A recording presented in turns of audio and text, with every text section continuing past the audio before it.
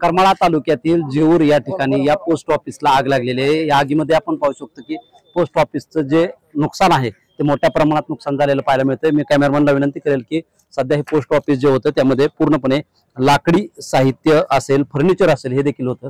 या ठिकाणी या आगीमध्ये हे सर्व फर्निचर जळून खाक झाल्याचं चित्र आपल्याला पाहायला मिळते। या ठिकाणी वरती पत्रा देखील आहे, त्या पत्राला देखील या आगीचा आपल्याला परिणाम झाल्याचं चित्र जे आपल्याला पाहायला मिळते।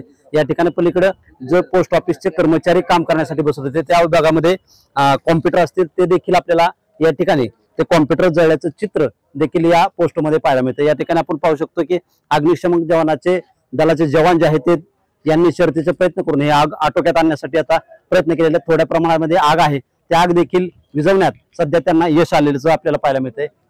या ठिकाणी यामध्ये मोठ्या प्रमाणात नुकसान झाले आहे। आज महावीर जयंती असल्यामुळे, आज पोस्ट ऑफिसला सुट्टी असल्यामुळे या ठिकाणी कुठल्याही प्रकारचे सुदैवानं जीवितहानी झालेल्याचे चित्र जे आहे ते आपल्याला पाहायला मिळते। या ठिकाणी पोस्ट ऑफिसचे जे पोस्ट मास्टर आहेत ते आपल्या बरोबर आहेत, ते आपल्याला पाहायला मिळतात। सर जी क्या बताइएगा, ये जो आग लगी कैसी लगी और कितना नुकसान हुआ है?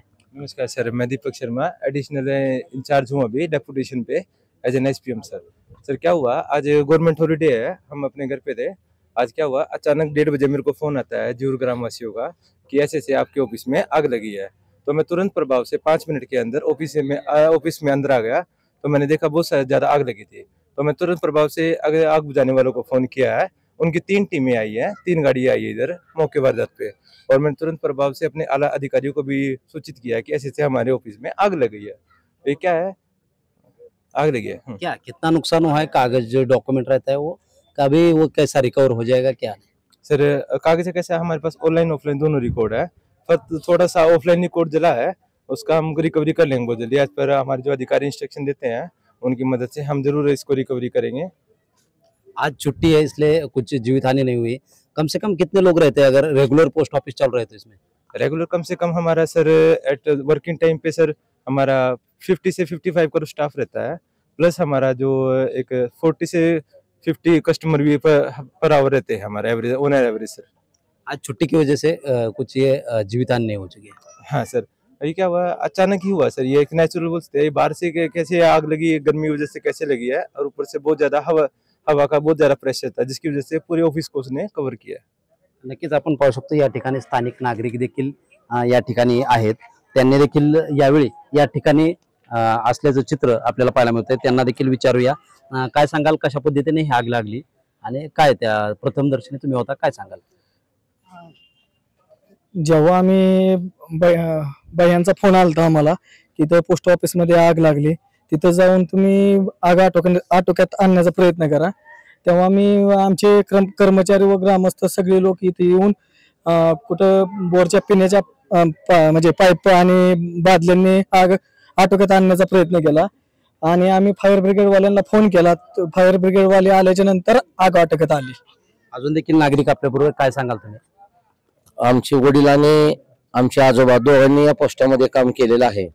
लहानाचं मोठं आम्ही इथं झालोय। तर या ठिकाणी पहिल्यांदा आग लागल्यानंतर पोस्ट मास्टरला सुहास सूर्यवंशी यांनी पहिला फोन केला आणि सांगितलं। मग त्यानंतर आबा मार्कड, नंतर ओमकार कांडेकर आणि सर्व कार्यकर्ते इथल्या येऊन आणि गावातील माणसं येऊन या ठिकाणी आग लागली कशी बघण्यापेक्षा ती विझवण्याच्या संदर्भामध्ये अतिशय चांगला सगळ्यांनी एकत्र येऊन प्रयत्न केलेला आहे।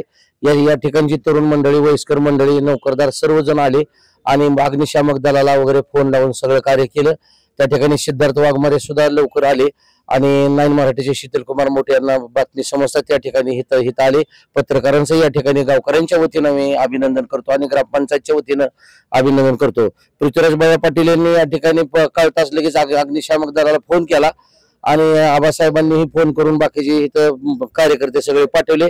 आग सगळी जवळजवळ 99% आटोक्यात आलेली आहे। ग्रामपंचायतचे कर्मचारी शमू पठाण आणि अंगद हे त्यांचे सहकारी रामेश्वर शिरस्कर हे सुद्धा या ठिकाणी आले आणि गावकरी सगळे आले, पत्रकार आले।